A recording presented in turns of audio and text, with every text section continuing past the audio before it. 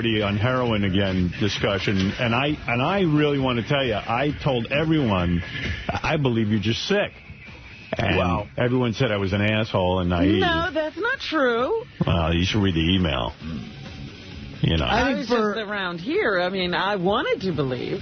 I think if you're going to do what I did with heroin and fully have a sort of relapse, it would be like a full week of shit, you know. Like, if I was withdrawn from heroin or in the middle of a binge type thing, I don't think I could have made it in here Monday and then, you know, in the middle of it and come back and forth. Yeah, you see, I don't know anything about it. I knew a guy. That's an interesting theory. You see, I knew a guy on heroin who was like a functional heroin addict for years. Yeah, but Artie definitely wasn't that. Right. If you keep getting it, well, that's the thing. I was for 6 months, and if you have a steady supply of that or morphine or any opiate, you can live...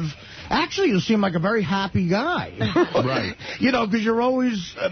I never actually did heroin at work, but there were highs that lingered from the night before. Right. And, you know, you're on top of the fucking world. And if you get a steady stream of it, that it's great. You just got to make sure you don't build up a tolerance and then OD on it. That's how heroin will fuck you up. But when you run out of it and the source is gone, it's Armageddon. We love your call yesterday, your sick call, because you have to throw in the little, little cough. Here's Artie's sick call for anyone who missed it yesterday. Yeah, it's Artie. Listen, man, I'm definitely not well enough to come in tomorrow.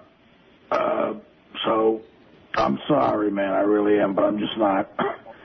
I'm not. In the second take, I did it better. Yeah, that little. Done. Being old. What was wrong with you? I thought you had a stomach virus. Then it worked into a cold? No, I had a cough that I just could not suppress. I see. And a fever. And, I mean, you know, I would have been coughing into the mic every 2 seconds. Right. Which, you know, your words were ringing in my ear of not doing that. Believe me, I appreciate it. It took 2 days to get over that cough? Well, you know, some people... Let's see. Well, yesterday, though, I got a bunch of heroin and just did it all day. Well, that's smart. At least you're here. There was a... And then I heard the worst part was I was able to turn the show on last night, or the repeat. Nice. And the worst assessment is... I'm not about the cold or the heroin, but my weight issue is Yucko going, he went from a whop to a whopper. Oh, yeah. That was a good line. That's the best line. You got to admit that was a good line. Went from a whop to a whopper. Well, whop is like the N-word to me, and I'm calling him out on it. Right. He used the N-word. He uses them all. He said, he used the N-word. He said, he's a racist clown, and he goes, yeah... We eventually, talking about his girlfriend, we eventually want to adopt 2 little niggers.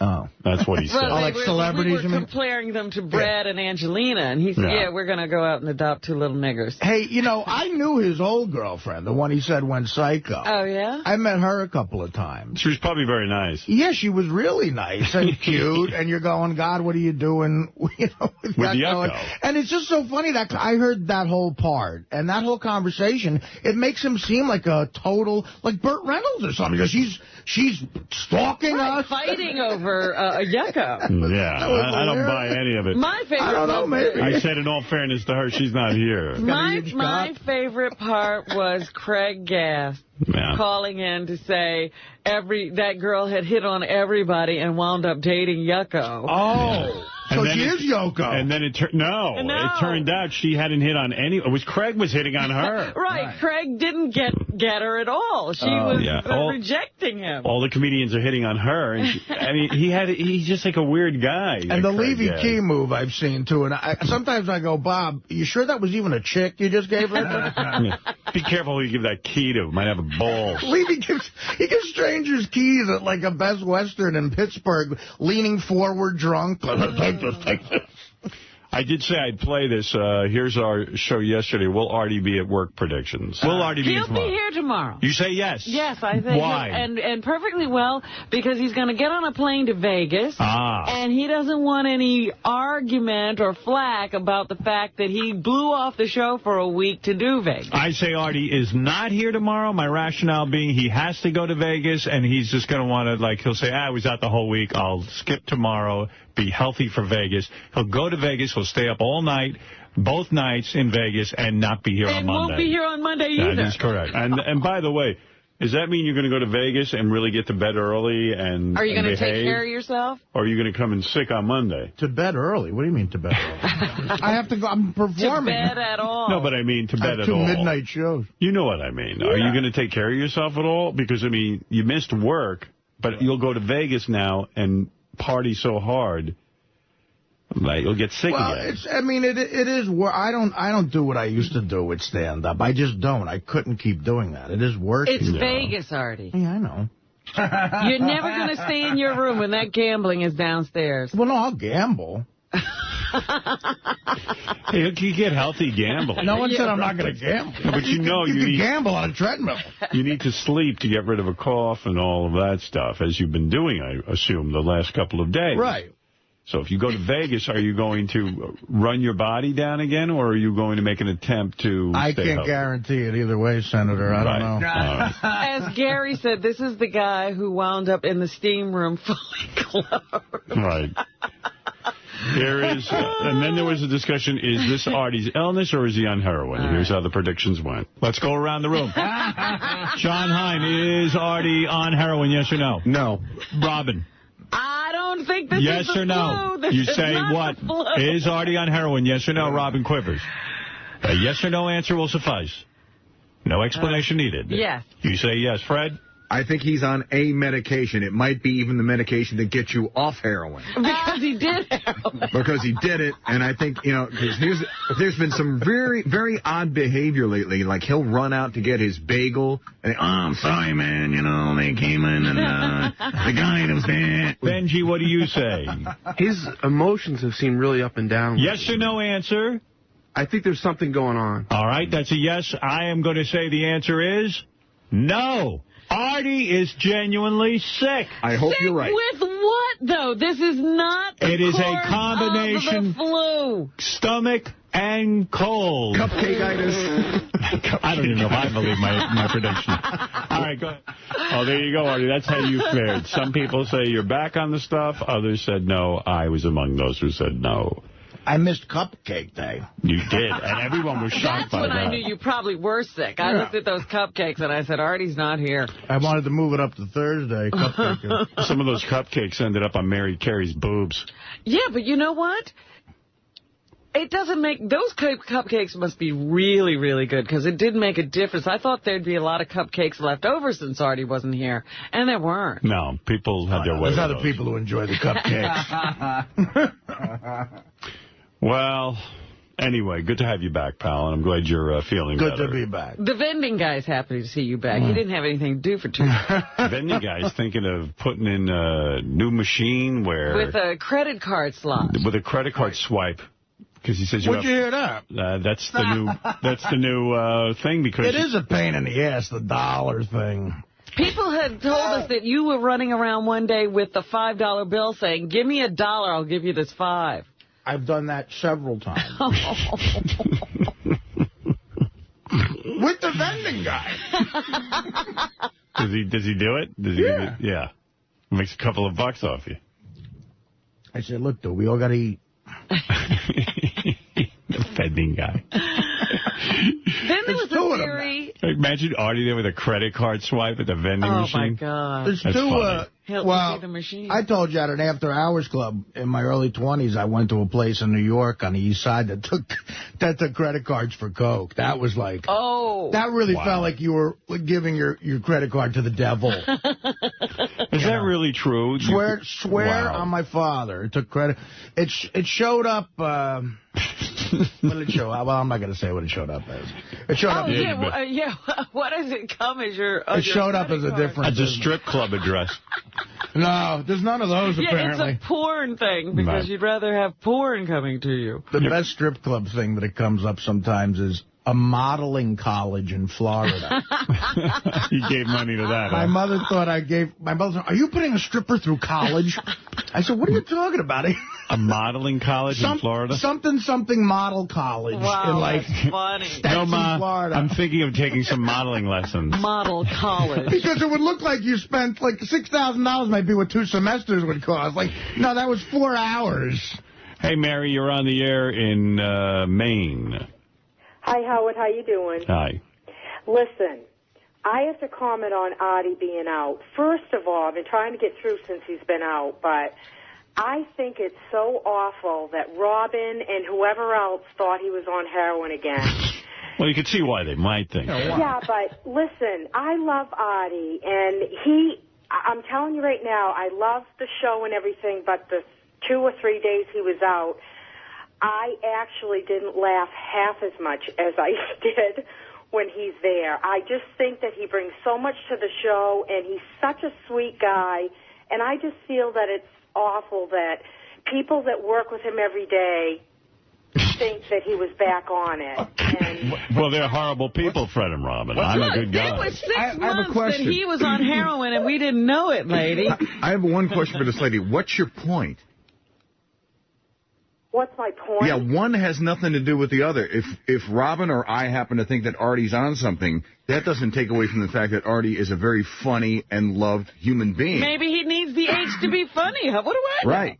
Oh, God. Oh, no. And it's not if he needs heroin to be funny, I'll help him out. Miss, I appreciate... the thing is, we all care about him. I appreciate what you're saying, but, I mean, with my history, yeah, I really... It would be obnoxious of me to get mad at someone for thinking I might be on heroin. I know, but I'm just expressing my... I'm sure his own mother thought he was on heroin. Absolutely. But you see what Everybody happens... I knew did. Everybody I knew. Of course. But with the history of drug addicts, you can't believe what they say. And I have one thing to say to this lady. You've seen what happens when Artie is left to his own devices. He slugs cops. I doubt. I hardly think that's what I do. That's what happened when you got carried with heroin the other time. That's not a hobby of mine. All right, Mary, we take your comments and we put them in the file. Understood? Thank you. Thank you, Mary. And Eric Just the because Midget... we said Artie was on drugs doesn't mean we don't think he's funny. Exactly. One has nothing to do with the other. In fact, Artie's drug use is funny. Sometimes they do have to do with the other. You know, when Fred is left to his own devices, he kisses Gay Rich. That's what happens. All right, you can't leave anybody to their own devices on this show. You slug one cop, you're a cop slugger. See? There you go. Eric you kiss the one Midget. Gay Rich and you're a Gay Rich. Eric the Midget is on the phone. He is dying for us to roast him. And I, first of all, will not roast Eric the Midget. And I have a couple of reasons why. Would you like to hear them, Eric?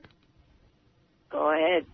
Yeah, and by the way, Catherine McPhee gave an interview recently, and she said the reason she is angry with us is because we gave out her phone number to a listener, that would be you, and that she said he abused the phone so much. She had to change her number. And I told you only to call her once or twice. You said 3 times. That's what I did. All right. She claims it was more. Well, that's not true. If it is, check with Richard and Sal. Think about it. They have voice clips of mine on file. They could have easily called her with my voice clips. Oh, you're claiming they did it, huh? No, they didn't call her. I know for a fact they didn't. You did. Anyway, Eric the Midget wants, hey, Gary, can you bring in the list of people now? It's a long list of people we'd like to roast. But Eric the Midget is on the list, but I know for a fact that it'll turn into a disaster. Now, here's why I say this. One, who even knows if he'll show up, and that'll blow. Right. Because if he gets angry with us, he goes, I'm not coming to the roast. Yeah, as soon as we commit, he'll start holding us up for stuff. Yeah, that's what his move is. He's very passive-aggressive. And then afterwards, oh, thank you. He'll also make calls to me beforehand, starting to make demands and just obnoxious shit that he wants. So it's like, I don't want to deal with it. Well, Yucca was in here yesterday and said he roasted Eric just a little bit, and Eric lost it. When was that? At whatever that stand-up was they just did out in California or something. Oh, he was there? Yeah. Oh. So, number one, Eric, you can't handle a roast.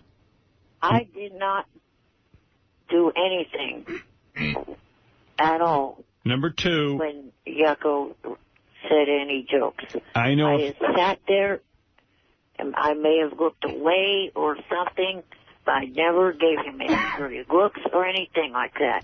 It ain't easy, man. I'll tell you, after years of being a roaster, when you finally sit in that seat, bro, you find out a lot about yourself, about how sensitive you really are. Yeah, because I got hit with some shrapnel, too, and I got to tell you something, Eric. I even found it hard to sit through, even though I was laughing. And when you're the actual roastee, right, it's like a dump truck backs up full of shit and just lands on your head. And Abel, even when someone else is getting it, you can't even laugh well, because you know eventually everyone is getting to you. And I know the call will come like, my father said if I do the roast, he'll make me live at the lake house. They're taking me back to the lake. The lake house. Whatever the fuck the lake house is. God knows what house of horrors that is. Like a prison. All I know is the kid doesn't want to go there.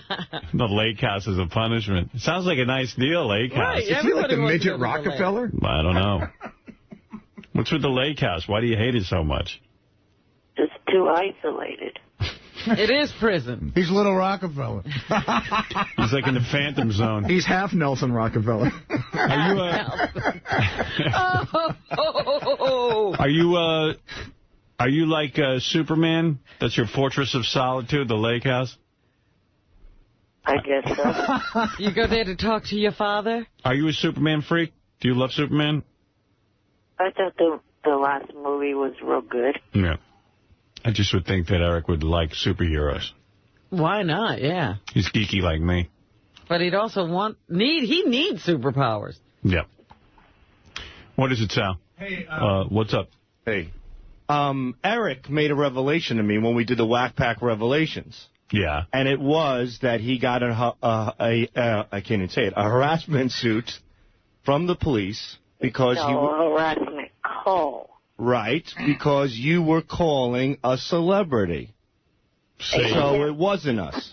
A semi-celebrity. A semi-celebrity you were harassing. You're telling me the police, Eric, got on you because... She appeared on one reality show. Yeah. 3 Wishes. Okay. And what happened? You got her phone number? Well, I got her mom's number. You got her mom's number. And then what did you do? I called it a couple of times. And that was about it. But the whole thing was... What do you mean you called it a couple of times? How many times is a couple? El Creepo. You don't get a harassment suit because you called someone a couple of times, Eric. Well, the mom was being a little protective because not only was I calling, but there were several other people calling as well and following this girl back to her apartment because 3 Wishes did not do that good a job at covering up where this girl lived. Yeah, so people like you could get her identity. Eric, did you send her anything? No. Eric, did you send something to her? No, I did not. Like a human head? Did you send her flowers? No, I did not. Guys are telling me that you sent her flowers to her apartment. That freaked her out, too. I couldn't even get the correct apartment. You would have. Well, why were you calling this girl from the TV show? Would you have a crush on her? Yeah, I thought she was really cute. How old was she, like 13? Oh, no. She was living on her own. She was 18. Wow. All right. You did all the research, huh? Well, you don't think that's creepy, Eric? 3 Wishes gave a lot of info. Their fault. What is 3 Wishes, Robin? That used to be, Amy Grant did this stupid show, when reality first hit. Everybody was trying to figure out what they could do in reality. Right. And so Amy Grant was going to grant 3 wishes. Yeah. And so one of her wishes was for Eric to leave her alone? I guess, well, no, it wasn't Amy Grant. Were you calling Amy Grant? No. No, you were calling one of the people who was a contestant. Eric should have mailed himself to her in a box. Yeah, say it's flowers, and then, oh, wow, nice flowers. It's me. You know you're not going to be able to take a roast. Sal will get up there and say some really awful shit about you, and it'll be terrible. Yeah, now you've revealed what a creep you are. You better not be roasted. I don't even think I could bring myself to do it. When you meet him in person... Oh, Sal. Oh my! It's like stomping on a puppy. Right. I mean, it's just he's so. I think it would be too sad. Also, I was going to say that was my fourth reason. He's got these. His arms are so small on that turkey body. It looks like a T-Rex. Turkey body. Like little T-Rex arms. Are you roasting him now? Is it as sad as it might have been for Gary to watch his beloved brother die of AIDS? You think it was that sad? No, that was funny. Yeah, no. That was good. Yeah, I think you'd go right ahead and roast him. I don't think you have a heart in that body of yours. I think Sal would do it, but what he's saying is it would be tough. His heart would be it would tank just because, look, I thought it was rough. I was alone in this, I think, but I thought it was too rough to do KC with his life situation right now. KC's a fucking guy who bangs hot chicks every day. And you're feeling sorry for him. Yeah, so, because Artie's point is, if you're going to roast someone, it's got to be someone who's doing well. Yeah. Right. Well, not even well, just someone who's not in the, like, if you go to financial difficulties with KC and say he's homeless, he might really be homeless. Yeah, I mean, can you imagine on Howard TV, Eric... You are very severely handicapped. You're in a wheelchair. You're only about 4 feet. You're not even 4 feet tall. You're like 2'3". Oh, here he goes. See, the moment they say 2'3", he starts crazy. Like, the perfect guy to roast is Donald Trump, actually. Right. Like, that's the ideal only guy to roast. But I'm just saying, flawed. Can you imagine turning on Howard TV? And there's this kid who, basically looks like Commander Pike from, Star Trek. Yes. And we're insulting him. Yeah. And we're insulting him. I mean, just relentlessly picking on him. Well, I think People back to the whole freak. Celestine thing. All we wanted her to do was eat food in front of us. Celestine was this woman with no arms and no legs. I remember, yeah. And we rolled her in, and we wanted to see her actually feed herself. And people were so sickened by the whole thing. It was the lowest rated show. I thought it was going to be brilliant. I thought it was going to be brilliant. I said, well, here's a woman. She has no arms or legs, and she's telling me she can cut her own food and eat off a plate. It's almost unbelievable. Like, inspirational, absolutely. So first of all, okay, Channel 9, we were new to television, and the guys working with us weren't exactly brain surgeons, so they wheeled her out, and she was a very dark-skinned black woman. And all she was a head, and they didn't realize that they had a black background. So it looks like they did. No, they didn't. It was just like a floating head. You know what I mean? Floating eyes and teeth. Right. And it looked weird. But nevertheless, I thought, wow, people are really going to want to see her cut her food. It's going to be like real. I mean, and I have to admit, it was the lowest rated segment in the Channel 9 history. Now, the Channel 9 show... They turned people off. They turned it off. Channel 9 show was so good, it beat Saturday Night Live every week. Like killed it. 2-1, 3-1 sometimes. We just schlonged them. They were freaking out. And but there, I remember we put it on in the last quarter hour. We dropped to a 3.2 share, which was the lowest share we'd ever had in the final quarter hour. They bailed. Yeah, so I remember liking watching her do the Star Spangled Banner before U.S. Open Source. I was totally wrong on that one. Just didn't read the public's mood. I remember Dan Farmer goes, I told you, Celestine, she's too depressing. I go, yeah, well, it didn't help that you put a black background. I don't care what background. I told you. I go, so what does this mean? The two-headed twins are out? We had those no arms, no legs, no ratings. I had the original cast from What's My Line, all blindfolded. I've Got a Secret kind of stuff, all blindfold. Arlene Francis, all of them. And the secret was, it was those two chicks who were joined at the head. Yeah. Oh. So, because of Celestine, two men, we had the girls there and everything. And Dan came to me and goes, I was just up in the room with them. It's too fucking sad. It's too fucking sad. It's going to be lower than the Celestine segment. Oh, dear. I said, are you kidding me? When those old biddies take off their blindfolds and they see the two-headed chick and that's her secret, they're going to freak out. Because it's not going to be funny. They're going to feel bad. Are they still alive? Who? Yeah. They were at the Stuttering John fight in Atlantic City. They sang the Star Spangled Banner. And I remember, did they? I think they did at the John fight. Yeah, they're singing one, sang the anthem. The John people loved it. They ate it up. Well, I remember being backstage at the John Cabby fight, and I guess whoever their handler was must have went to take a leak for a little while, and I walked by the room, and they were alone in a room banging up against shit, because they had a They had to situate themselves where the one was balanced in a perfect way on the table and the other one's head was right. Well, they're joined at the head, but they face each other, which is the tops of their heads are joined. It's maybe the most inspirational / depressing thing you will ever look at. Yeah, but imagine roasting those two girls. Is Eric that far off? You see, those two girls might be so far on the other side that maybe it would be funny to roast them. No, again, what if we get Eric and those two girls and we roast all of them? I mean, but...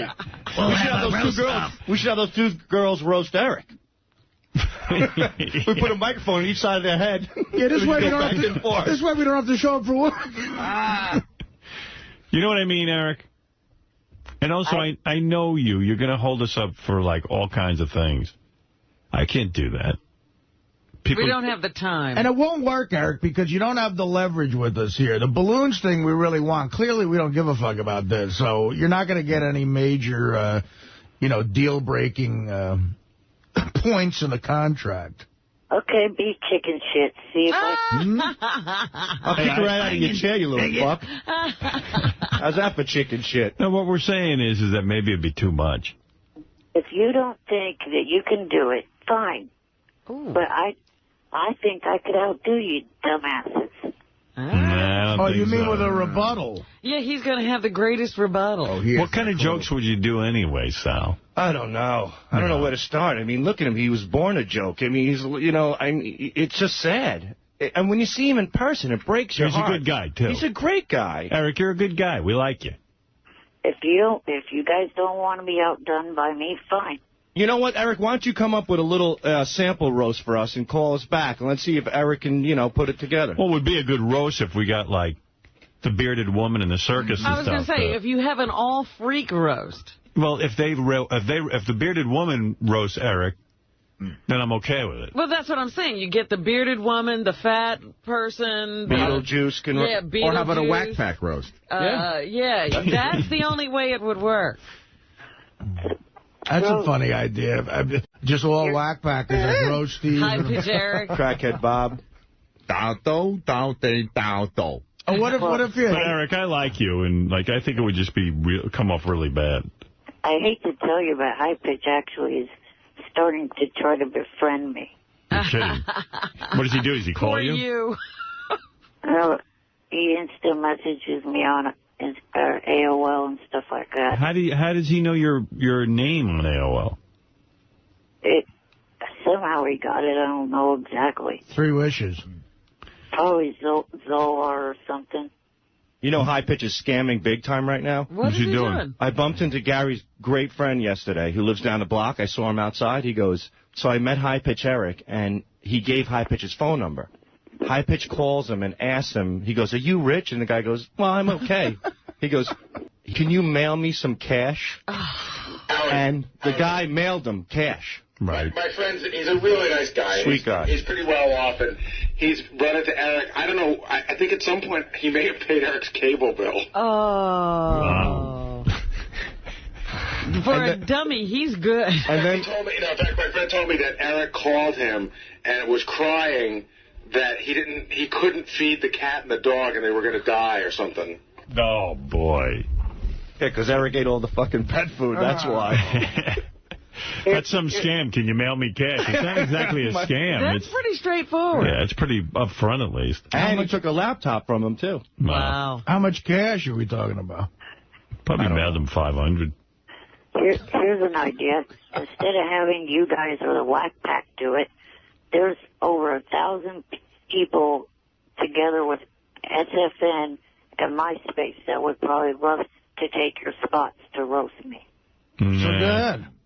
Let him roast you. What do we give a shit? Nah, it's not going to fly, Eric. Put your number on MySpace. Have them leave roast messages on your machine. Much like you, it's not going to fly. All right. How's he think he's going to take a roast? Every time somebody writes in, you should fly with balloons. Wait, wasn't Frotto in here because he was whining about being attacked on the Stern Fan Network? Yeah. How's he going to handle a roast? He's not. That's my point. He doesn't know himself. I'm not going to let up until you guys come to your senses. He wants to be roasted. Okay. We don't want to see you cry, Eric. Yeah. I guarantee you that I will sit there the whole time. You have no choice. You see? I'm not going to back out of it at all, and I'm not going to come up with any stupid demands for you guys to try to meet. It's no fun to roast somebody who really wants to. Yeah, he wants to be roasted too bad. Yeah. It's like, trying too hard. We want the balloons. All right, Eric, thank you. I don't think it's going to happen. Thank you. All right, be chicken shit. See All right, we're chicken shits. Thank you, Eric. It's not a matter of being a chicken shit. He doesn't understand. It's just I don't think the audience will appreciate us taking a guy in a wheelchair. Up on, a handicapped person. Right. Who's this? I didn't press on a phone. Somebody there? Yeah. Who are you? Wow. How the hell did It just rang, and I heard you all of a sudden. Yeah, I know. I accidentally must have hit the button, but go ahead.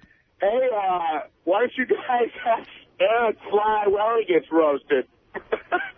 You know what I mean? He can float above the studio floor. Yeah, and sound Richard could piss on him. This is fun. At the end, you can let him down easy. At the end, we could open the window and watch him sail away. Hey, is Artie there today? Yeah, Artie's here. Hey, what? Hey, me and my brother are coming a couple hours to see you at Symphony Hall in Boston. Any way we can come backstage and shake your hand? I don't care, yeah. If you want. give somebody in the front office your name. I don't care. How are you going to make that happen, Artie? It's going to be such a hassle. You're going to have to make a list and all that kind of stuff. Well, this guy is the first caller to ask. Hold on. I'll put you on the list. Nice. Yeah. Actually, in Boston, man, if you don't do a shot with them, they get you in a headlock. Jim, you're on the air in Syracuse. Hey, how's everybody doing? Hey. Hey, I want to throw the bullshit flag on Artie. All right. It's been thrown Bullshit flag has been thrown. All right. Go ahead. Well, he's been sick. He sounds like he's going to the friggin' chair the last 2 days. And today he sounds like he's fine. He's better. I'm with you, dude. Nothing. Look, Artie could I've be actually been coughing the whole morning. But he has, and he's been killing his mic. It's a miracle God struck him with lightning. All right. Or he needs to. How long should I have stayed out, sir? What's the proper time? A year. Doctor. Well, what I'm saying, I'm not saying he was on drugs or nothing, or he is, but he might have had something else going on. He's using that for a bullshit excuse. What did I have going on? Listen, it's good to have you back. I was entered in a beauty pageant. So he's coughing over there every minute? Is that what you're saying? He's been coughing quite a bit. Is it a real cough? No. He can control it. He's an actor. All right, here's some stuff from the email. I'll read it to you. Gary Dell'Abate is the world's most underrated producer. He does a fantastic job. So there was some praise for Baba Booey. All right. I don't know why somebody felt compelled to write that or what they were basing it on, but they have written it. What they were basing on. Here's another roast suggestion. A good dude to roast would be Michael Richards. That would be some funny stuff, especially when Sal and Artie go get him. Well, of course that'd be great. I doubt he'd come in and do it. That's the problem. Yeah. He's be sought after right now. Believe me, we want him on here. Everybody wants him. Who sings the asshole song you guys play when someone acts like a real asshole? He's an asshole. Who's that singer? Dennis Leary. Oh. Is it really? Yeah. Dennis Leary. Know that. Dennis wrote that song as part of, I think he would end his stand-up act with it, and it, just caught on. You're kidding me. Yeah. I didn't know that. I had no idea either. Play it a little, Fred. In the world of Sirius Satellite Radio, we are channels 100 and 101, welcoming you to the broadcast day. See? That's how it works. I am surrounded by illness. Artie Lang here today. Oh, yes. How is Artie? But I meant to call Artie over the weekend. I had a note to call him to see how he was feeling, and I didn't because I'm very self-centered. That's all right. But forgive me, but the fact of the matter is... so you would call Artie and not Sal, is what you're saying. Of course. I'm not calling Sal's house. We decided Sal's not on the higher tier. Yeah. Sal will get all full of himself. I see. No, but I would have called Artie to see how he was doing, but I didn't. And now he's here, and he's complaining that he's still ill. No. And I said, go home. First of all, there's a weird thing about working here. You come here when you're sick, and it's sort of like, I mean, you're my inspiration. You come here, you go, I'm sick, right. I'm going to work through it, and you never go home. So I said, fuck it, I'll try to do that. But at the same time, God forbid I get you sick. Right. Well, what is wrong with you exactly? I don't know, there's some sort of stomach flu virus going around. I had it brutal when I called in. The heroin rumors were rampant. Well, I know. They're going to be rampant. What I've done for the heroin business, my God, they should give me a raise over there. Yeah, you're advertising it every day. But, yeah. Yeah, one of the Colombian drug lords called me and wants to give you a raise. Really? You're working overtime. A discount. So then I got better, and then I went out with a realtor Friday afternoon looking at homes. Oh, we were looking at homes? Yeah, we were. And your guys' voices rattling around in my head. You mean you missed the show on Friday and then you went out with a realtor on Friday afternoon? The show wasn't Friday. Oh, it's Thursday. I missed Thursday. Oh, I see. So Friday you were feeling better. And you had that real estate appointment that you just don't cancel. No. It was burning up his brain. You can never get a realtor, you know. I was burning up my BlackBerry. I told you that house would cause you problems. Oh, forget it. Realtor, looking for a realtor. I've gotten notes and letters from 50,000 realtors. Yeah. Enough, guys. Isn't the world great? How many people want to help you? Yeah, exactly. Even though Robin and I are scumbags, there are plenty of people who are willing to help you. And it's weird. They all know the price range I need. It's unbelievable. What is the price range? What is your need of a price range? What do they want you to spend? Yeah. Do they feel you should be spending a couple of mil? Yeah. Oh, yeah. So of course you should. You're Artie Lang. You're Artie Lang. You're famous. You can't be living in, You can't be living next door to I'm surrounded by weasels. So, Artie, how big a house are you looking for? Forget it. You guys talked me out of it. Good. Although I saw a gorgeous house, man. Beautiful. What was the deal? A pool room with a pool table and a bar. And well, get that and sell your other one. That's my how problem. I always dreamed of living. Huh? I want you to sell your other one and get that. I'm not against the new house, per se. That might be the case, too. Right. I don't know. Well, the perfect position to be in right now is to be able to buy without having to sell. That's true. It's not a seller's market. Right. But the question here is, do you really want a longer commute into work? Oh, just save that soundbite for the wrap-up show. I want to hear her tone. I want her to hear her tone. Well, it's a good question. It's a good question. How much, the house you saw with the pool table room, how much further away is it than your home now? I would have to move my day up 15 minutes. 15 minutes? Yeah. For real? That's not bad. That isn't bad. I hear Artie just barely makes it now. Well, there's no the good thing about this schedule, the one good thing, is there's no traffic at all. Right. So going or coming. So that's a big issue. With this area where I'm living, the route you got to get to with traffic's brutal, but without, it's no big deal. All right. So I can approve of that, but I can approve of that if you get rid of your present home, because for 15 minutes, it's crazy. Well, I want your approval. I don't see you being a landlord. How many bedrooms are you looking for? Oh, my God. I'm not looking for anything in particular. This house that I happen to love has 6 bedrooms. Good Lord. Well, what an orgy. A mansion. I got a lot of dirtbag friends. You're going to roll around in that house like that all by yourself? Oh, I'll be rolling around. You'll be okay by yourself? Eddie Murphy and Bubble Hill, baby. Yeah. Oh, you're going to start a party house? That's what it's going to be. Yeah, I'm going to get a pool. You're going to be all right alone in the house? What do you mean alone? Well, I mean, you live by yourself. He's thinking he's going to move people in, I guess. I'm asking you. It's got a place for a maid to live. So you're going to get in live-in help for one person? I don't know, man. Yeah. I don't know. You got to think this through. I haven't thought anything through. A 6-bedroom house. I just went. It was a fun thing to do. I went and looked, and, I don't know. You stay home, Artie. Yeah, okay, buddy. You don't branch out. So you had a relapse after looking at the house. You're not kidding. I went out, and then I got back, and I was like, oh, fuck. Then I started to feel nauseous again. I'm like, shit, this goddamn realtor trip got me sick again. Then the fever came back. Oh, no. Ooh, so it was just, I don't know. I guess Ronnie was saying he's sick. Ronnie's sick? Yeah, he's been sick. He stayed in all weekend. How close are you to getting this house? Not close at all. Just looking. I'm surrounded by illness. I come in this morning, and who's coughing all over me? Baba Fooey. He's coughing. Yeah, he's coughing and clearing. And then J.D., ever since he went out to that AVN Awards. And, he's had his kennel cough. He's got some, ever since his lovemaking. He came back here. The fucker is coughing all over me. When you go to like a place surrounded by whores, do you get Oh, cough? my God. This guy. If you're lucky. This guy's coughing all over me. Fafa Fooey's coughing all over me. Artie's sick. Ronnie, Sal the limo. just got back. I think Ronnie, the limo driver, was sick because he heard about Scores. The bus. Oh. Yeah, I was sick. That is the worst news I ever heard. I'm sure there's a misunderstanding there. Over the weekend. Yeah. And I wanted to ask you. I'm pissed. You know why I'm pissed? I'll tell you why I'm pissed off at that story. That article was horrible. I'll tell you why I don't even know what we're talking about. I'll tell you why I'm pissed off at that story. Why?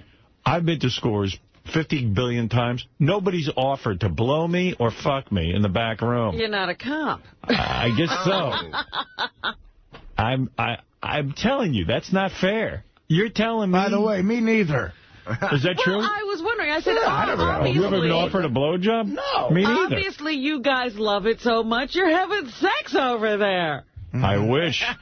That's what's pissing me off. I mean, does a knee occasionally maybe hit into my groin? Sometimes by accident if I push hard enough. Sometimes it's Scott DePace's knee. Yeah. Oh. What's going on? Look, Scott DePace wouldn't talk to his child while he was there. Well, listen. They give out, you know that article? Married man just sees naked women, you go crazy. That article didn't mention the really good food, the trim. Nothing about food. I felt real bad. So, like, on Friday, Tim Sabian sent me a note. He goes, the Howard 100 News wants to know if they should be covering the Scores bust of, allegedly, there was prostitution.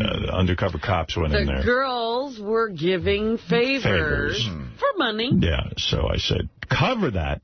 That's a terrible tragedy. Leave it alone. People don't want to hear that. What are you talking about? We want full wall-to-wall coverage. This is a major story in the world of Howard Stern. That's my boy Lonnie. I ain't covering that. Well, maybe they've been... maybe these are trumped-up charges. Wouldn't you want that to be uncovered? All right, are you worried? Tell Lonnie to make a statement to... Where's Ronnie's statement? That would be so funny if Lonnie held a press conference for Howard 100 News. Oh, that'd be great. I always thought that's what we should do. I always thought when Ronnie says, let's fuck some whores, he didn't mean real whores. Let's fuck some whores! Get rid of these fucking wives! Shit! Holy shit. Alright, we gotta fuck some girls tonight, man. Fuck this place! Fuck some whores! Fuck some whores tonight! Fuck this place! Get rid of these fucking wives! We gotta fuck some girls tonight, man! Just like what it sang. I said, just like what it sang. Let's fuck some whores! Get rid of these fucking wives! Shit! Alright, we gotta fuck some girls tonight, man! Fuck this place! Fuck some whores! Wow. Dude, what a song. You have to play that? Didn't I take enough shit already? What's going on? Do you have a statement to make? Do I have a statement? Yeah. Yeah, the statement I have to make is nothing went down as far as these girls doing anything to these guys. I mean, they talked about the back rooms and stuff. The police can't actually accept the sex. The cops, you're saying, should have gotten actual blowjobs? Exactly. I mean, and you know what? It makes it bad. It makes it really bad for people like us, like you, like a married guy, a guy with that's like engaged or whatever. I mean, a wife or a girlfriend reads shit like that, and it's like, that's bad. You're not fucking going to that place, right? You know. Yeah, I mean, what the hell? Nothing happened. I mean, I'll tell you, and I'll be honest with Ronnie, you don't know whether anything happened or not. What are you talking about? Well, according to the police report, nothing happened. They were offered sex for money. Yeah, but they didn't actually do it. They can't do it. Why not? Because cops can't accept sexual favors. No, but they can't. In other words, I mean, it's not like the movie The Departed, where like you just go deep undercover. It's got to be if they're offered it, then they got to go through with it to be able to bust them. No, that's not true. They got to hand them. The police sometimes when they pick up prostitutes, all they have to do is discuss an exchange of money for sex. Yeah, but they have to actually get the exchange of money where they're actually handing it to them. That's true. That is true. You know what I'm saying? That is true. And I don't think that, according to the reports, that never happened. And if it's funny money, it doesn't make any sense. Look at Ronnie. Ronnie's come up with a legal defense. But the question is whether it's even legal to have that conversation in a strip club, because you're not supposed to be offering. Yeah, but who the hell? Even if the conversation went down, who the fuck are they bothering? It's not like they're out. Excuse me, F. Lee Mund. I got to tell you something. I believe the girls were trying to root out evildoers. Oh, right. They were going to point these guys out to be thrown out of the club. That's right. I believe that. That's what I'm going with. Well, I was interested in the pricing. How does anybody hear anything at Scores anyway? Yeah, the music is so goddamn fucking loud. Give me some loud disco-type music for it, because, you know, it could have been just a big misunderstanding. It could have been like, you know, hey, baby, how about you blow me for like $500? What? What'd you say? Papa Joe? What? Papa Joe? Yeah, no, Papa Joe. All right. I agree. What? That's how it goes down. But wait a minute. Let me ask Ronnie, the lawyer, one other thing. Because it says the managers approved it. No. What do you mean they approved it? I can't. Maybe there's a bad seed over there. That's what it says in the news accounts that I read, that some managers said, yes, it's okay for the girls to give you sex, work out a price. And the prices were interesting, too. You know, a blowjob could be anywhere from $200 to $500. God. You know. That's a good blowjob. Sex for $800. $200's expensive. Yeah, really. All I know is I'm pissed. I didn't get any blowjobs. Yeah, it's bullshit. Maybe it's because it was too expensive for you. Most of the time I go out there, and when I go there, I mean, I'll sit and hang. It's like a club, like a man's club. You sit there and you hang out. Did your wife say to you, I don't want you going to Scores anymore? Absolutely not. Absolutely not. All she did say to me, from her? I didn't know anything about it. You want to hear the best part? Because Beth said to me, well, that's what goes on in the back room. I go, listen. This is fucking great. You got to hear this. Yeah. I had no clue about this, because once I got home on Thursday, I never left the house. I was in the whole weekend. So Thursday night, and I'm sitting watching the 11 o'clock news on Channel 7, and all of a sudden, this fucking story comes on. And we're sitting there, and I, like, break out into this sweat. Because I know she's sitting there, she's looking at me. But I'm making like I'm not... And you're Scores, man. Right. So she goes, first words out of her mouth, she goes, so did this ever happen to you? I go, no. Yes, of course it did. We go there, we hang out. Why do you think I go there every 5 minutes? Most of the time, fuck, don't charge me. Yeah, exactly. Most of the time I'm in the restaurant. I'm hanging out, drinking, eating, having a good time, just bullshitting. I mean, the girls sit in the restaurant with us and stuff like that and hang out. But why is it against the law anyway to charge money for something that's pleasurable? Yeah, they charge money for a nice steak. Yeah, but that's what I'm saying. You can't pay money for You want to know my feeling? Sex would ruin Scores. We just want to relax there. Yeah, right. These few bad seeds. It's a man's club. Right. Well, sex is going to ruin Scores if these charges are true. I know. It's like the Bergen Hunt and Fish Club, whatever that was that John Gotti had. You know? I don't know what it is to me. Where they used to plot crime? Right. No, they just sit around, they bullshit. They play pool, the center of crime in America. You know, sit around and bullshit. I mean, you know, it's... Well, it's very upsetting to me. It is. And Lonnie was very upset about the whole thing. And I love Lonnie, and I love the people at Scores. That's what we should be hearing from him on Howard 100. Yeah, maybe Lonnie will call in. Yeah, maybe. Can you call him and ask him if he'll make a statement? Yeah, I'll call him. All right. I'll call. I don't understand this news blackout. No, well, I was supposed to go there Friday night, but I wasn't feeling good. So then they had the camera crews like sitting outside all weekend. They were sitting outside, you know, filming people going in and out. Oh no! Grabbing the girls like as they're coming in. You mean you could? Do you know anything about this? You know, and yes. One girl goes, "I'm a waitress. I don't know anything about this. Leave me alone." Oh, those but you could actually see the guys who were going in. Yeah, they were showing people, but you saw the back of their heads pretty much, you know. But it was upsetting. I could go now. None of you guys. I could still go to school. I still go. I don't give a shit. You want to go tonight? I'll be there. I want to go more than ever now. Yeah, exactly. I know I get laid. Talk about advertising. Yeah. Well, yeah, they actually published the names of some of the girls who... Yeah, I know a couple of the girls. Do you? Are they hot? Yeah. They're very young. Yeah. They're like 19, 20 Well, years no, old. 2 of them weren't. Right. They're not 19 or 20. They're no, there was only like one 19-year-old. Yeah. Right. Did they give their numbers, Robin? Yeah, I'm trying They to gave their find the story addresses. now. I mean, all the girls were like bitching. Somehow they found out where they live. Oh, that's And the camera crews were like sitting outside their houses. Are they hot chicks? Yeah. Yeah. They've been on the show. Have they? Yeah, 2 of them were. Wow. Yeah, 2 of them were on. You got to show me. Nicole Green of Manhattan allegedly agreed to have sex with a vice cop for $700. The only way to get we don't know her. The only way to get a stripper's real name is to arrest them. Mariana Nasarova, 19. Mariana? We know her. Like we know Venus? her. What's her? We know her. We know her? Yeah. And she would perform oral sex for $300. Nice. Colleen Matthews. We don't know her. Was accused of agreeing to perform oral sex for $500. Oh, she must be good. Do we know her? No. No. No, she lives, according to that, she lives with her mommy and daddy. Right, oh my she's still God. at home. They must be thrilled. Yeah. And then, with the camera crew sitting outside the house. Karina Vasquez. We know her, too. Who is 32. We know her, yeah. Oh, I know Karina. Age we know her. You know her? Yeah, I know Karina. Yeah. So she never gave you a blowjob? She never offered me sex for money. She'll blow you for $200. Really? Allegedly. Hello? According to this article. Right. Well, I am sorry to hear this, and I know that scores will be vindicated, I hope. I'm sure that there's a big misunderstanding here. Definitely. Let's hope it's a big misunderstanding. It is. It's definitely a misunderstanding. All right. It's funny because one guy in the article says he lives near one of the girls, and he didn't realize she was a stripper until he happened to just drop into Scores, and there she was. Yeah, right. Well, that shit happens, you know. Hey, Sonny, you're on the air in Beaumont, Texas. Howard. Hey, brother. How's it going? All right. Big fan of the show. Thank you. Listen, I just want to say I think this whole Scores thing is bullshit, man. What do you mean?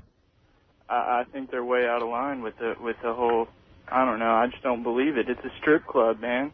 Bullshit! It says the managers left little to interpretation as in terms of first that of all, it was they're not all managers. right. Let's get that straight. Okay. But they're not? How do you know that? They're floor people. What they call, they're not managers. Oh, okay. What's a floor person? It's like they're like hosted, like a host. They're not managers. It's not a manager who actually runs the club. He's a floor host. Look at him. He's such a good representative. Thank you. You are good. You're making a nice statement here. Yeah, go ahead. I got to interrupt, Howard, just so you know, for TV, you have a piece of food right on your lip. Oh. So you get it off. Thank you. Thanks, Gary. Thanks, Gary. Thanks for that. Just worry about my image. Howard. I was saving that piece of food for later. Well, those hosts, Ronnie, they say help broker prostitution deals. Right. Hey, just a note to my camera crew. You shouldn't be that close that you see food on my lip. You should be so far away from me that you can't even see me. Is that right? That's right. That's how I like to be shot. I had a camera crew at my house Friday. Why? They were filming Dudley on the treadmill. Oh, yeah, I want to see that. That's cool. Yeah, Ronnie's dog is on the treadmill for 2.5 miles a day. Yeah, because he won't walk him. No, that's not true. It's too cold. Gary, why wouldn't you type me a note about the food on my mouth? Why would you embarrass me by coming in here in the middle of my show and pointing that out? Now we all know. Yeah, now everyone knows. Why did you do that to me? I wasn't sure how you wanted to handle it. I thought You don't know? the quickest way. I don't want to embarrass you. All right, thank you. My teeth have big ass caps. Yeah. My breath smells like funky ass. Yeah. My teeth are yellow and I lick my lips. Yeah. My lips are crusty and they look like lips. Yeah. My teeth look like a stack of bricks. Yeah. My wifey keeps me really wet. Yeah. You can call me Howard. You talk about Baba Booey being whipped. Let me just hold on to this discussion of Scores, Ronnie. I was going to go call Lonnie, all right? Yeah, tell Lonnie to straighten this whole thing out. This is ridiculous. Anyway, very upsetting. Very These upsetting. two guys who are named in the article, they'll eventually be just guests of the club. Yeah. I went out Saturday night to Ross Zapin's birthday dinner. Uh-huh. He had a little dinner for a couple of friends. I said, where's Gary? Because Gary is Ross's good friend. I got word from somebody, I don't know if he wants to be named. He goes, Gary, Ross didn't say this, by the way. Gary isn't allowed to come because he has to unpack boxes. No. Mary needs him to unpack boxes. It's Abelo. I know who it is. Ross Abelo told me. And then Ross Zapin went, how could you do that to Gary? He's telling Howard that. He's going to get his balls busted. But that's not what it is. I said, no, it's good you told me. I can help Gary through his pussy-whipped life. But that's not what it is. What is it? We had moved, and I'm fucking tired. And That's you know not what I heard. Well, why aren't you allowed a nap? Dude, I didn't want to come into the city. Ross's party started. I love Ross to death. Right. The party started fucking 9 o'clock at night. They 8 don't o'clock. They don't end till God knows when. I just didn't feel like getting home at 1 in the morning. Right. You know, it really was. And we were unpacking, but it wasn't. Ross Avalo was making, that's what he was making it. I said, hey, I got a lot of unpacking to do, we're tired. And he's like, tell your wife to hire somebody, but it wasn't like that. That's his interpretation of it. All right, okay. You know, I heard a different story. Well, it's his story that he made up. I just didn't feel like.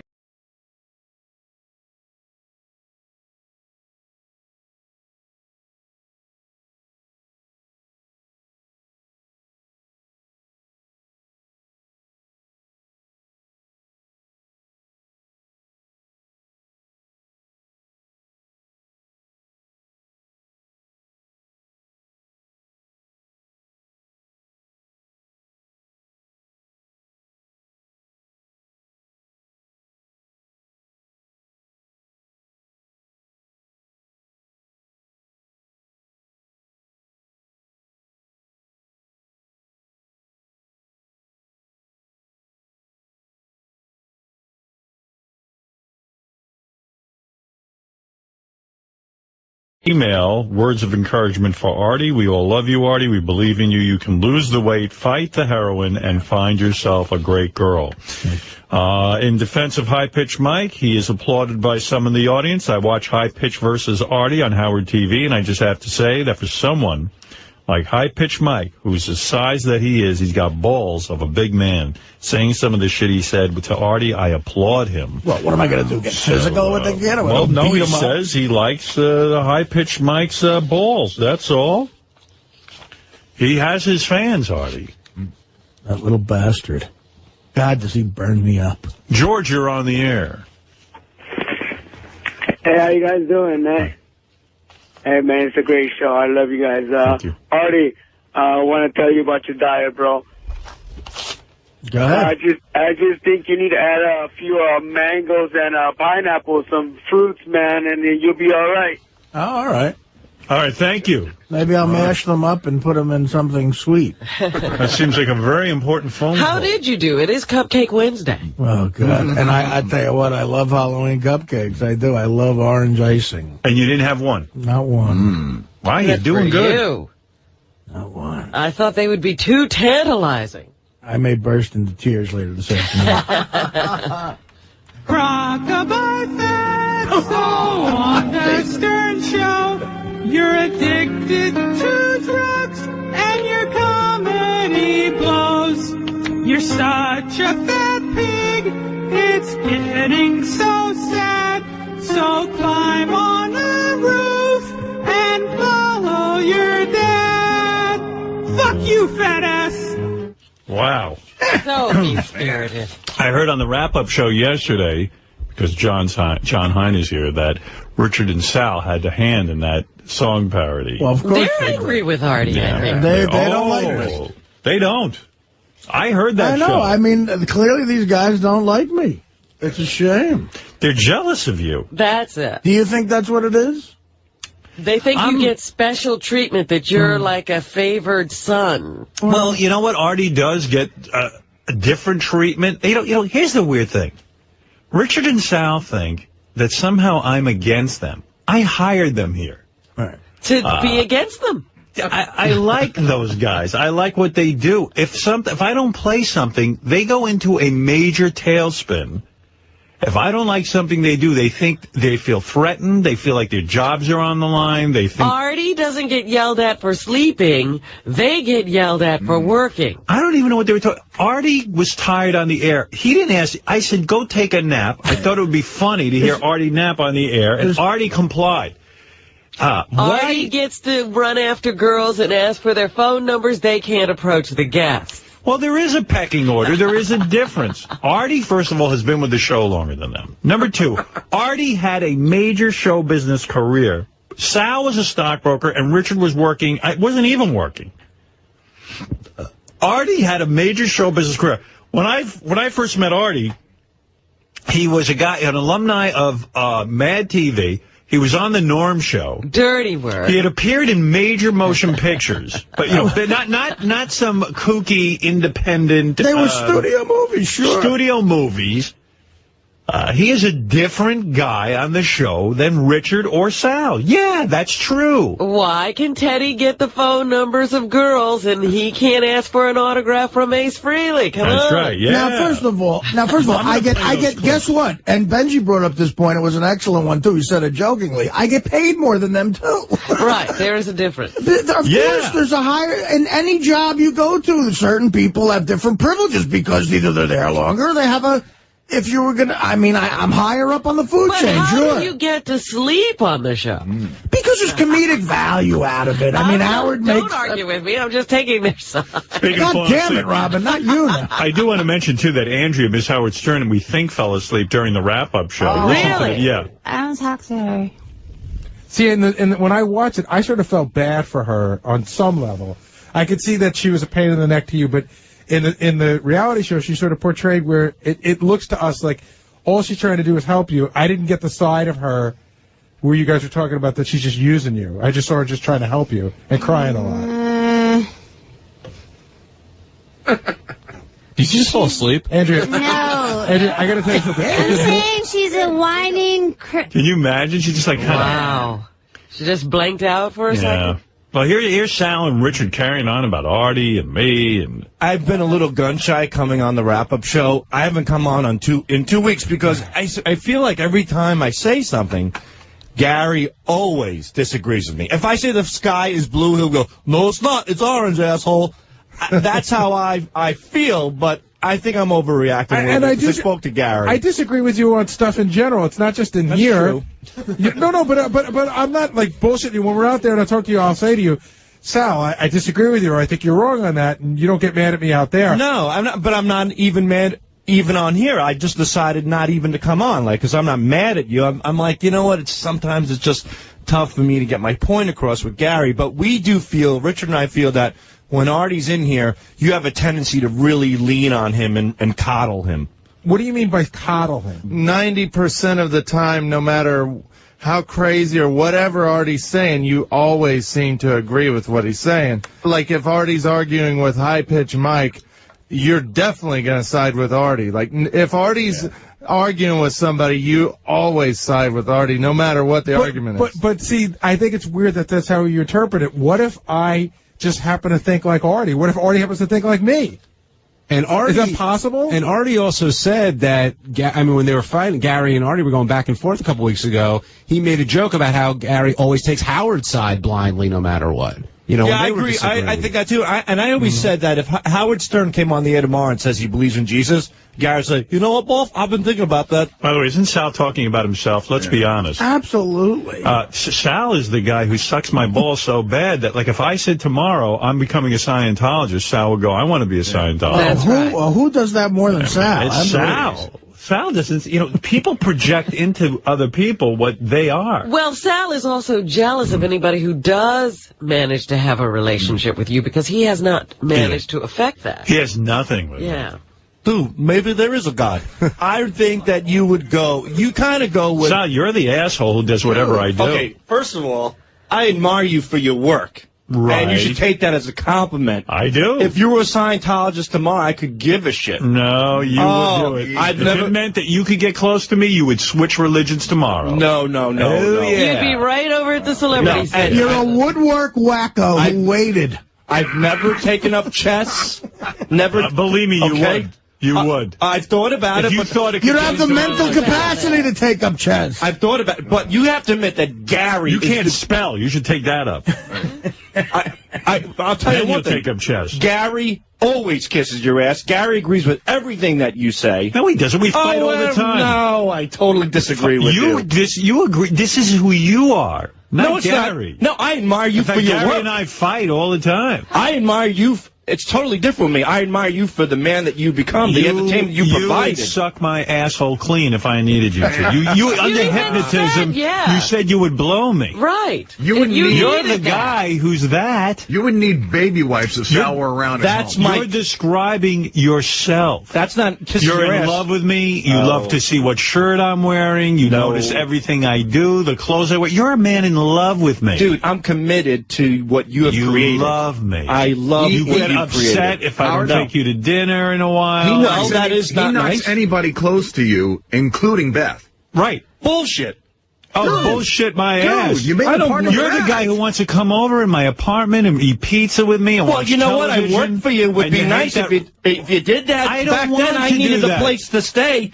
And, you know, if we were working on a construction... I would never have you over my house to stay. You're a weirdo. I'm a weirdo because I admire what you do. If we worked on a construction No, site you're and weird. you were my boss, I said, hey, Howard, can I stay over Who tonight? got into the pizza He would say fight? yeah. Who got into the pizza fight at Artie's nice party that I threw?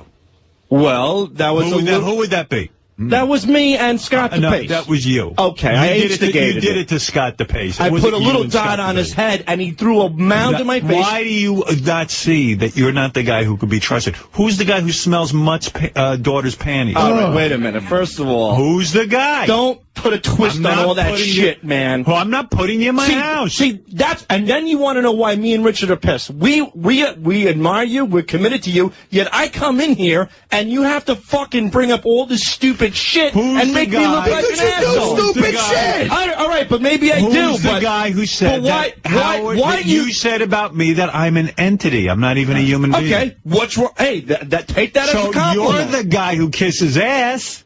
No. I'm a guy who's being truthful. A guy who kisses ass is a guy who just wants to protect. So you mean Gary's not being truthful, but you are? If Gary agrees with me... Of course. Oh, come on. Gary, you sound wait, like hold an on. idiot. No, I You think you're the only one who works here who was a fan of Howard for years? I never said that. You guys are saying that I'm the ass kisser. You and Richard, I think you're good at what you do, but the fact is you're here because you won a radio contest that we actually initiated on the air. You guys won a contest. You were listeners. You were building We the know fucking... what does that mean? You won the American Idol. You won American Idol. Howard, I'm sorry but I'm sorry, Howard, that me and Richard admire you. Is that such Nothing a to be bad sorry thing? for. At least we're being honest. And what is this? What is this? What do we- Why do you guys feel so downtrodden? We don't feel... Well, Why do you feel like second You feel class very citizen? slighted, and Yeah. you never miss a moment to tell the Get audience. out of that, man. I don't miss a moment. I didn't even go on the Yesterday- wrap-up no, show. I yesterday- didn't even want to talk about it. Who cares? I don't First of all, can I tell you something? Look, Howard, we're here. I think why we get downtrodden. And what is this weird thing? Why don't you speak for yourself and stop with me? All right, fine. I work with the fucking guy First day in and of all, day out. I He's like the only guy I Richard talk so to. much more than you. All right, thank so you. Richard shouldn't be included in the week. He's the guy who would be at my house. I would hang out with Richard. Can I say something very quickly? Hold on. You're the one I want. Sal has been reprimanded more since he's been here at Sirius than every other employee. I didn't tell Jon Stewart that. right here when you said I was in the green room and I said that joke about Asking Ace Washington Frehley for didn't his phone fly over well. You told That's him what I whoever said. wrote that joke you should be fired. That's true. And you know you're a little pussy with your cow sucks. I you didn't don't see tell the him. difference I did. between I that said that and I me was asking being for truthful. a porno chick's number. I was being truthful. I said to the guy that one joke stuck. All right, just keep it to yourself, you idiot. Yeah, why should you... I know what happened with these. I know what happened with these two idiots. Why They does go to Jon these Stewart shows, need to know and your these fans opinion? pull them aside and go, Bullshit. You guys should have an album. Bullshit. You guys should put out rock. Because they say that happens. They go, how do you put up with Artie walking all over? I go, Artie's great at what he does. And I challenge anybody that I talk to off the air at those stupid comedy shows how they rip you apart, and I defend Richard, you. what do you want to And I know I get it too. I know I get it too. I know I get it too on my end. I know when you go out, they say fuck Sally's an ass. They never even bring you up. That's fine. But when they do bring you up, they bring you. Nobody knew you. You sucked on Mad TV. You sucked on the Norm Show. Barely sucked. Shit. It's fucking terrible. Wow. You know it. Why It was a flop. They won in 18 theaters. It made $250,000 in America. I could shit that out of my ass. Who are you to tell me about 18 comedy theaters, and what people tell me off the air? You have no fucking clue what you're talking about. You know, And don't carry yourself. and said, And don't oh, carry you guys should have an yourself. album. Where were you? You guys should put out an album with those phony phone calls. Where were you? room for stockbrokers. Yeah, but you know what? I don't carry myself like I'm the living legend of comedy. You're a dick. I think he does. And neither do I. He's been milking the weirdo. You're a weirdo, Sal. You're a weirdo. Go to New Jersey and rip off the fans again New Year's Eve with the same act you did last year, cocksucker. You're a weirdo. It was in Philly. Wow. He wants to go head-to-head. I'm going head-to-head. Everything you're saying doesn't make any sense. You're jealous, and it's oozing out of you. I am not jealous of you. I put up with your bullshit. I always praise you, but you always got to tear me. So you want to tear me? That's not true. I'll tear you. I'm trying to pull you aside. I'm trying to pull you aside all the time. Oh, yeah. I try to pull you aside all the time and help you out. Who gave you $5,000 after you fell off the stage and finally got a laugh? That was the worst amount of money. I'd rather take it from Hitler than take it from you. If I could give you that money back, I'd give it back to you. You don't know what country Hitler was from, you cut checks to win over the audience. Oh, you make the world aware of how generous you are because you're so insecure. Oh, I took J.D. to Vegas. I'm going to get him late. Oh, I cut salad checks. It's I don't want your monetary sympathy to win over people because you don't have the ability or the confidence to do it on your own. That's a party. Wow. What the hell just happened? I don't know, but I tell you what, Sal walks in on that wrap-up show and unloads this viciousness against Artie. Yeah. Sometimes against me, too. It's all pent up. He sees people who have what he thinks is a better life than he has. Let me put it this way. I really hope all of his kids get AIDS and die? No, not till later, much later. You're not talking about when they're young. No, like at least 25. After gay porn. Right. After they have to go to gay porn because their father's broke. How much of that, what we just heard, is like... That's the real Sal. That's the point I've been trying to make. You know, so how do you work side by side with a guy like that? I've seen that venom come out before. Not on that level, but... wow. I'll put it a little more calmly. I don't hate you, Artie. Whatever, Richard. It just drives us nuts. What are you, married to him? What drives you nuts about this? You're treated special. Benji, I've been working alongside Benji and I've gotten treated way better than Benji for years. No, he just explained. You didn't let me finish. Beer League, by the way, available on DVD. You didn't let me finish, so. Yeah. It just upsets us a little bit when Artie says all we do is make phone calls, say the C word, and sniff balls. Why do you dwell on what Artie says? Because we do a lot of work. And I never said that, But am I happy with your work? Yeah. I am. But it seems like Artie, really puts it down. When do I say that? When do I ever say that? That's all you do. Well, to me, when I said that I didn't want to do acid because I don't want to ruin my ideas, and you were... Retarded thing to say, Richard. You said something retarded. In this room where you're going to get fucked on. I know, but it just upsets me when you do it. I don't want to do acid. Who else says that? Why? I don't want to do acid because I have great ideas. Right. But why do you really focus on Artie? Artie always you've said some things too, right, Robin. Why are you focusing on I'm not. Artie? Just Artie came up yesterday, but Robin's jealous. She wants you to focus on her. Well, Robin Yell at me. Robin said maybe the worst thing that anybody said to me ever in the world. Tell me what it is, because I want to top it. I said something about dying, and Robin goes, who would care if you died anyway? Oh, God, I really don't care if you died. Man, and I would, as a matter of fact... Times two. Who would care if you died a horrible death like scorpions ate your body? Monty, you're on the air in West Palm, Florida. Alex. Thank you. Hey, Sal has no right to berate Artie like that. I mean, regardless of what he thinks about Artie, Artie is an established, accomplished guy. Of course. I mean, that's like somebody like me who's only been doing stuff for a little while saying that I'm just as good or I'm good as this one. It's ridiculous. I would take Sal's job and do it for free. I would leave my wife and kids and go wait tables if I had to. These guys, you know, they're secretly, deep down inside, they're jealous of him. They want to be him. No, they have such insecurity about their own position, and this is you too, Richard. You have such insecurity about your position. I'm thrilled with you guys. You're not treated second class. They don't hear one compliment. All they hear is the negative. Of course Artie has said good things about you. I have said good things about you. But you only hear the negative. What, nobody else gets fucked with on this show? I know. What do you think? It's all a kiss ass fest? Sal said some wild things in here. Just yeah. I mean, that's real shit. Places he didn't need to go. Right. We just, it comes down to we admire you guys. Do I have to you don't admire me. You don't admire me. But you lump yourself in with this Sal. Sal just said beer league was shit. Everything was shit that he did. Do I have to bring in an episode of the Norm Show where I just shine? I mean, that like I walk in here going, I was God's gift to comedy. What are you kidding me? It's a direct opposite. Do you know how hard it is? You've been around. You know how hard it is to get a shot on Mad TV? I know. It's almost $1 billion to 1. Listen, that was Sal. I mean, that's not me saying it. I love the movie Elf. Artie was awesome in that.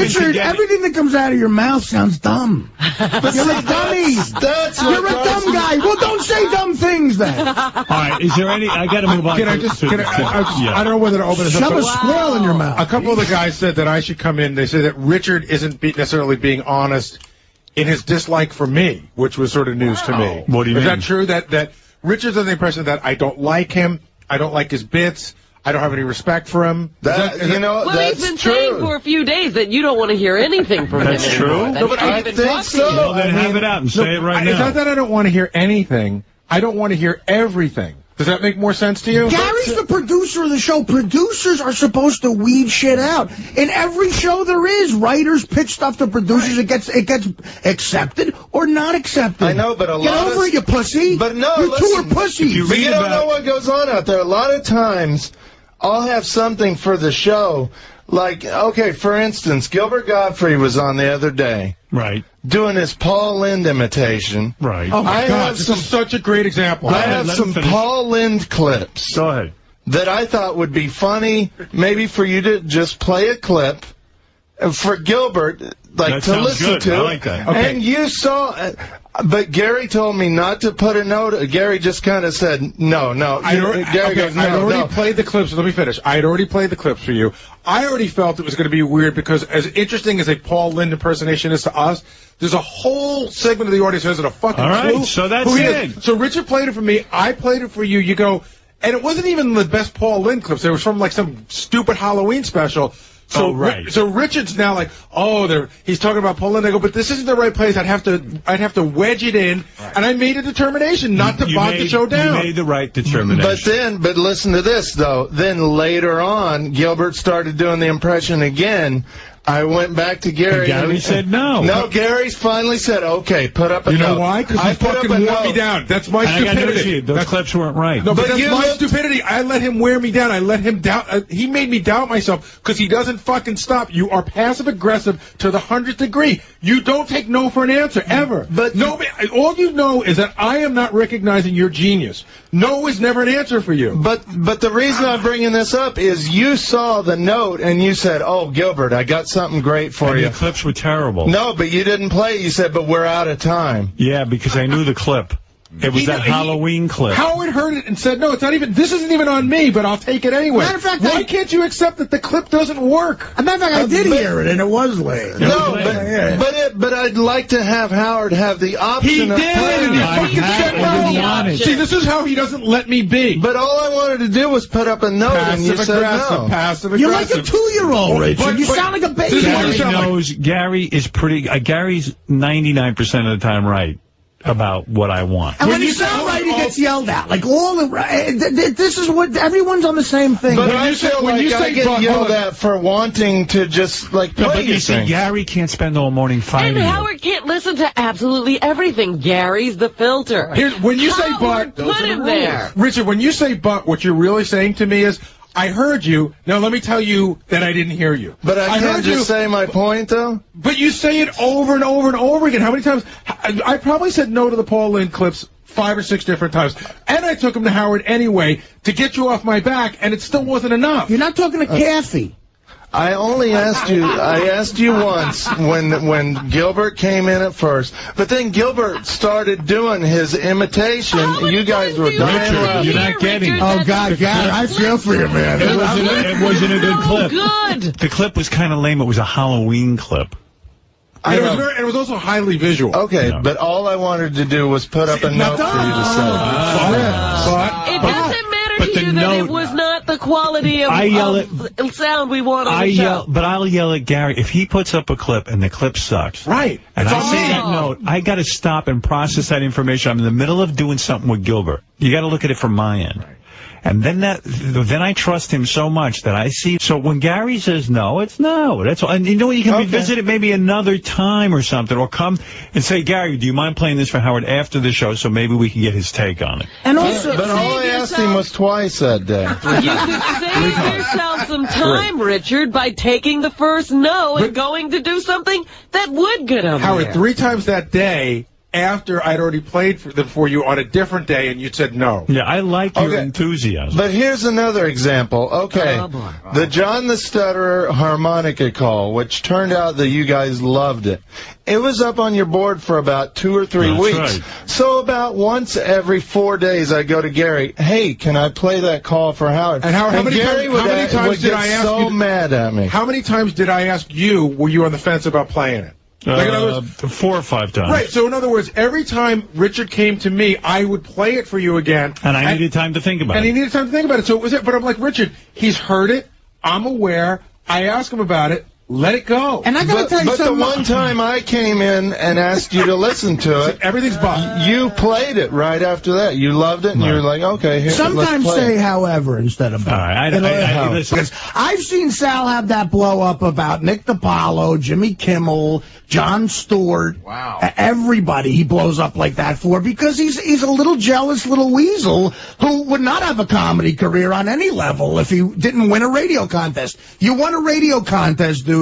You couldn't stay away from and the other thing is the hostility. So he was me for Halloween. Yeah. And the incredible, like, passive-aggressive hostility of being me, you know, the heroin needle and the fact. It's funny, but, I mean, dude, am I Sal for Halloween? Am I? No. I mean, come on. No. That just shows that all he thinks about. If he's not thinking about Howard, he probably thinks about me 24/7. You're nuts. You're nuts. He's holding up a sign that says die. Says die. That's brilliant. And can I just say, Howard, that I don't. Are you still here? I'm done with it. I don't hate Gary. I don't hate anybody. I love everybody on the show, and I'm sorry if I become annoying, but I'm very proud of what me and Sal do. Okay. And I do really get like real bummed out if our stuff on camera for the first time in his life. All right. Thank you, Richard. Sal, have you ever auditioned for anything? Have you ever? He's never done that. Of course, he's never done that. Because he sucks. He's a hack.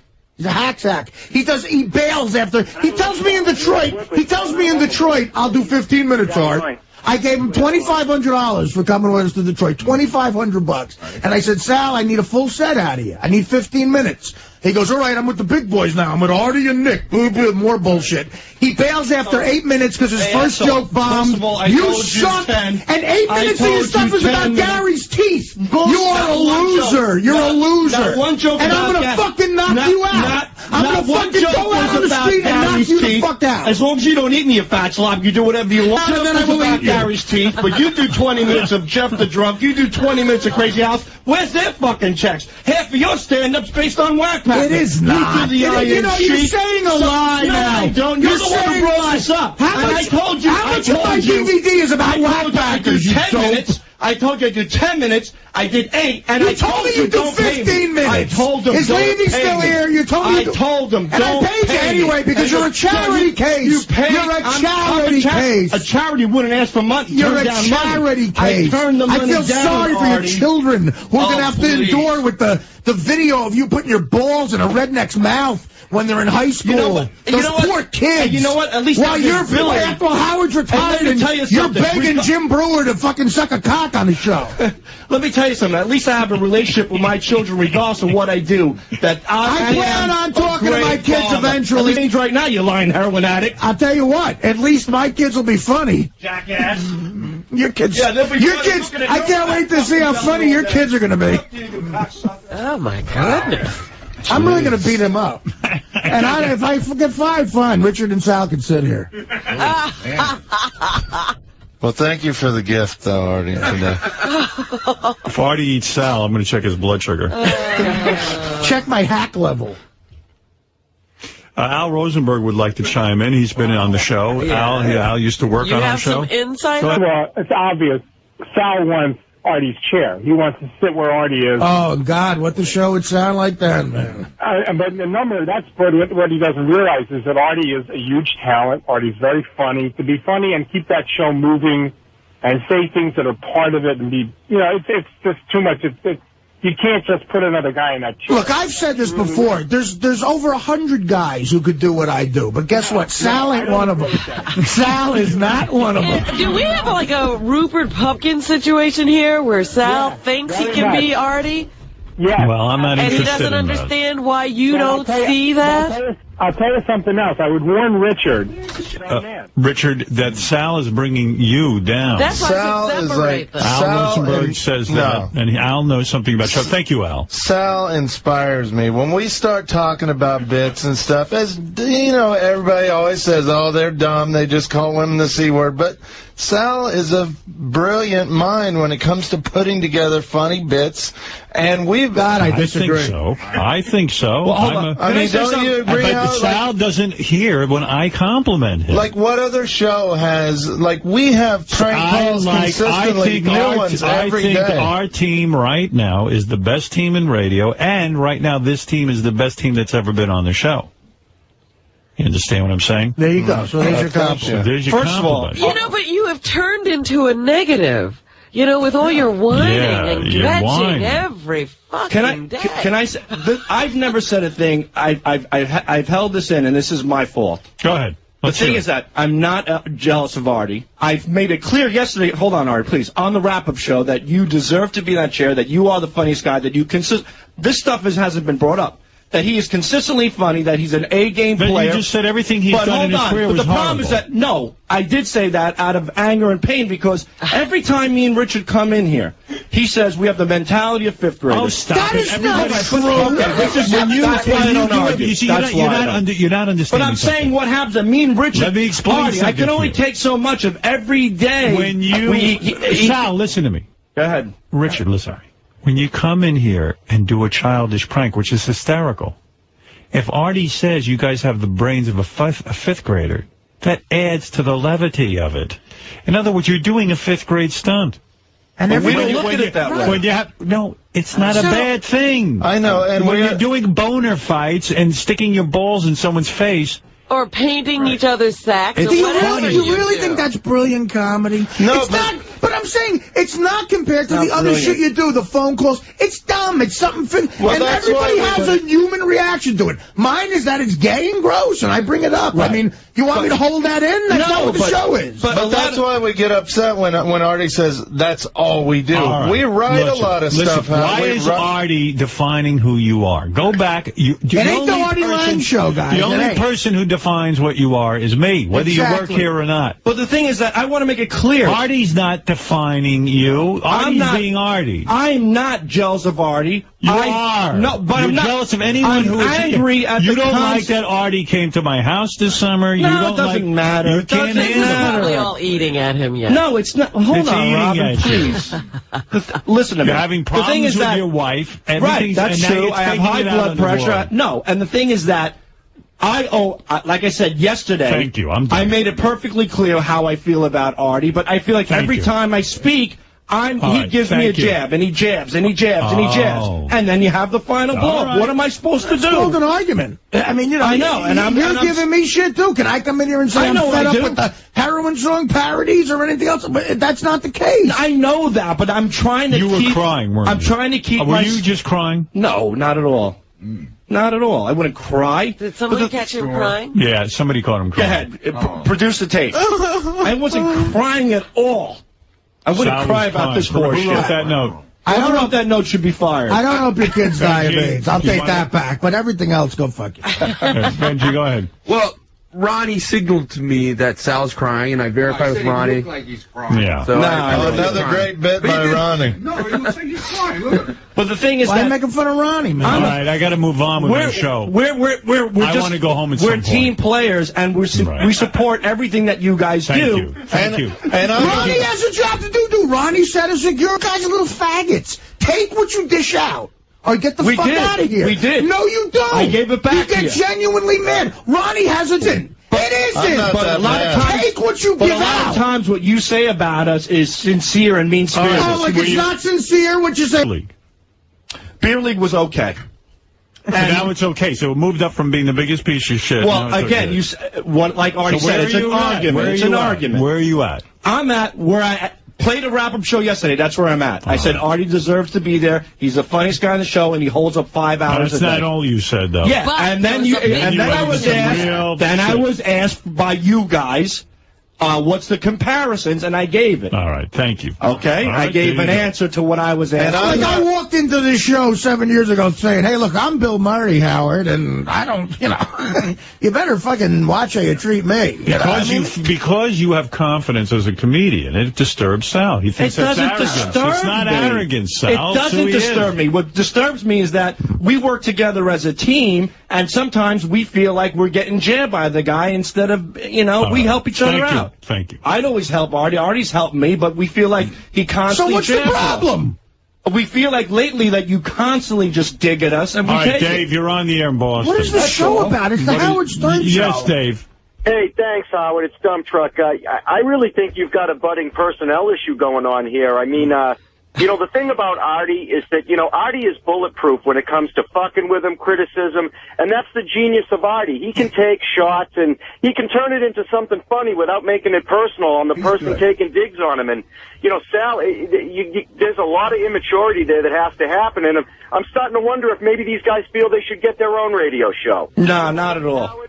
Well, and we've been asked that, and we don't want. The only person we want to work for is you. We don't want to be in radio if you retire. People said in 3 years of our release, would you work for Bubba or Pharrell? We love those guys, but we don't want to do it. But that's dumb. Your kids don't want to hear that. What are you talking about? You should want to work more. First of all, Artie doesn't employ me, you stupid douchebag. He puts me on his shows Steve, and he paid me. You don't need to insult my audience. Steve, go ahead. You're on the air. Howard. Yes. Yeah, listen, I think Sal needs to take a time out, smoke a fat joint, relax. He's got a lot going on in his life. Listen, Sal. Yeah, he's off the chart. We all need that. Maybe you're right. Artie more respect than that. Artie is the man. He's done so much before Howard Stern. And Artie, I'm the one who called you last week and told you should have bust a cap in Sal's ass. But Sal just needs a little time out. All right, thank you, Steve. Okay, final comment from Anne-Marie. Then I must get to John Hine and Robin. Please help me get through this. Yes, Anne-Marie, go ahead. Hey, Howard. Yes.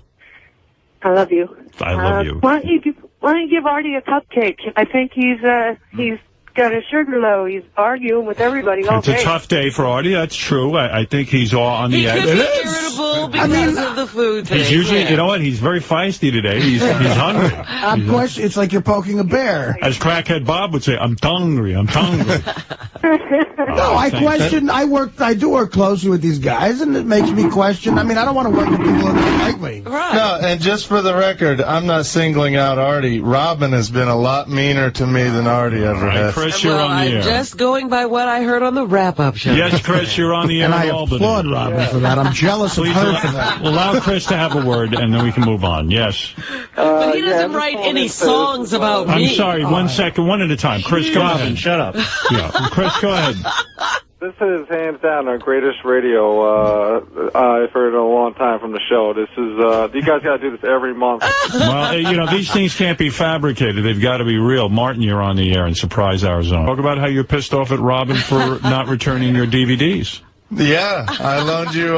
keeping them forever. Oh, my God, I loaned them to you in 2004 I at have K-Rock. something of yours. Oh, and then another thing she did, I gave her, I wrote this horror movie script right away. I give it to her right away. She goes to you, she was like, oh, I threw it in the trash.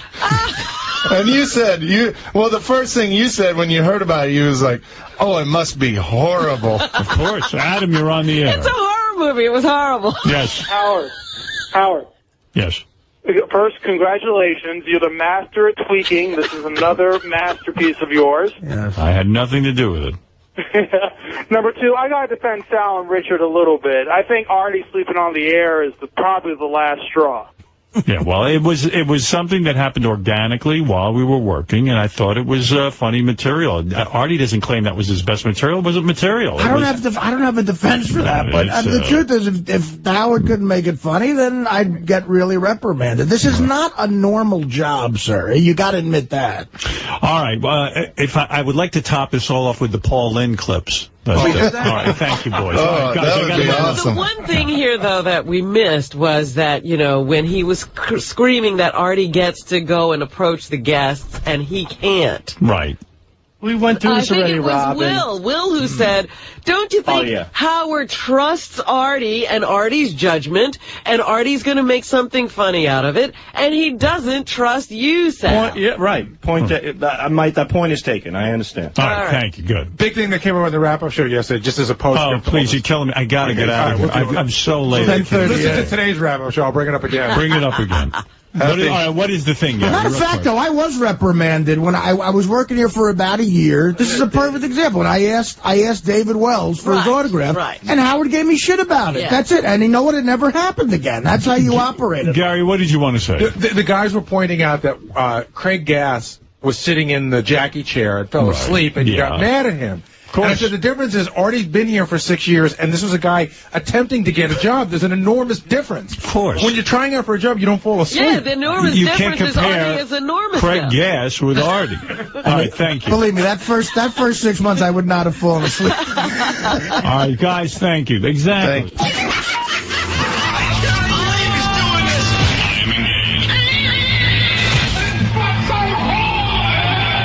Staff picks of 2007. Come on, the top Howard Stern Show moments of the year. Now presenting Gary's picks.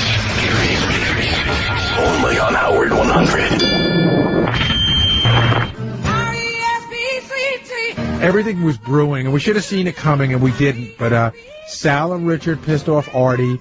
Sal came in and said some horrible things about Artie. Artie got up and threw a CD case at Sal and went to go at him and hit him. And it's one of those things where it's funny, and then all of a sudden it got really serious. But still unbelievably compelling, and that's why it's one of my favorite moments of the year. Peculiar power running through his body defies all analysis. Howard Stern Show.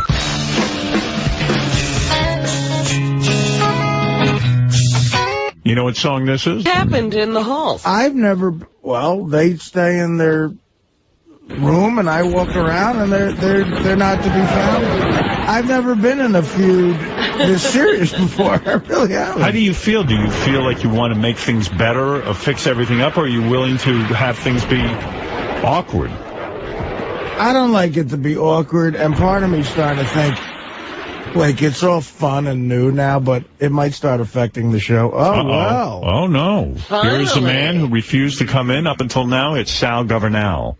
Good morning, everybody. Did you have a statement to make, or are you going to hide behind JD's skirt? Oh, and Richard, too. And Richard, too.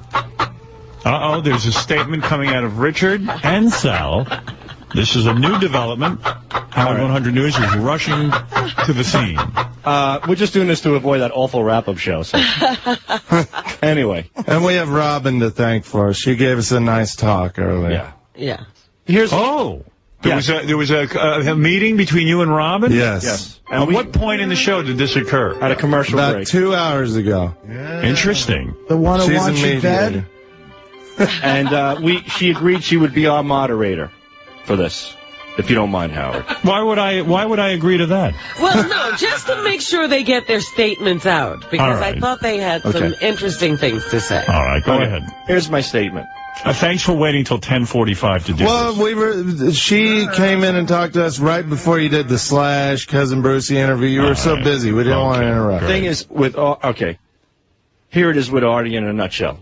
Artie knows how I feel about him, and I know how Artie feels about me, and we do have a good relationship. What bothered me is me and Richard are very passionate, as you know, and insecure about our work on the show. We go nuts over it. We drive Gary crazy. We drive you, Howard, crazy. And we don't mind any of the jokes, any of the ball breaking, any of the raccoon references, any of the emotional friend, which is, I've said a million times is funny, and the roasts are great. What hurts us is that when Artie takes a jab at our work that we're passionate about the show, if he says that our jack and rods are redundant, if he calls us fifth graders, if he says any kid could do our prank calls, if he says we take an easy route by using cunt in calls, and he comes back and he says that Richard Christie is a hack comedian, we're just up-and-coming guys. And we respect and admire Artie, and we want to be a part of the family, and we would love his help. So I don't care about anything that you do, and I've laughed over everything you've done, and I applaud the ball breaking, but we are passionate about what we do for the Howard Stern Show, and that's where we feel we're being ribbed, and we're being kind of, jabbed at. And we're not mad. We're not mad at Artie. We're just get hurt when things get said. I listened to this. And this is a quote from you yesterday, Sal. I'll read it back to you. I know, but see, what you're doing is said this. Wait a second now. You said you're not mad, but let's find out. Yesterday, okay. You said the following, and I'm just reading from a transcript. I'm not putting anything in your mouth. You knew you. Well, they were stupid. You sucked on Mad TV. You sucked on the Norm Show. Beer League sucks shit. It's fucking terrible. It's a lot of projects to suck in. It was a flop. It was in 18 theaters and made $250,000 in America. I could shit that out of my ass. For you to tell me about comedy and what people tell me. Okay. Now, that is a quote. So don't tell me you weren't mad. That's not true. Howard, I never said I wasn't mad. I just said it. So compared to the movies you were in, Robin, a lot more than that. Well, let us say this. Let me finish. What I talked about with them before was that all of the things they did yesterday only caused a big break. It didn't really express how they truly felt. It was lashing out in anger. And they really didn't say to you what they actually feel. So what happened was with Artie taking those digs at what we do, our work, not other stuff, which we don't have a problem with, it festered in us. And we said, we're not even going to deal with Artie anymore. We're not going to let him make fun of our calls and say they suck. Let him say all the shit he says about our work. And we'll just sit in the back and do the best that we can. And then it came to the breaking point where I came on the show and Artie said, you guys are glorified whack packers that won a contest. That was the straw that broke the camel's back. I was personally offended from a work perspective, not a personal one. And the only angle I could take back at Artie was diminishing his work as a professional. That was the only angle. I wasn't going to go beneath the belt. That wasn't my intent. My intent was like, hey, you keep knocking me. I'm breaking my ass every day. I'm passionate about what I do. I love what I do. Where can I go? I could say, well, I think you sucked on Mad TV and you sucked on Beer League. Is that true? No. But it was to a certain degree, maybe. But that was the angle. What is this? It's ridiculous. No, it's so phony. It's not phony at all. What is this? See, and it's bullshit. No, and that's the truth, and that's the. But that's why we didn't come in earlier, because no matter what we say, we can't defend ourselves. You said all that stuff before I mentioned that you won a contest. Yes, you did. Tell me when.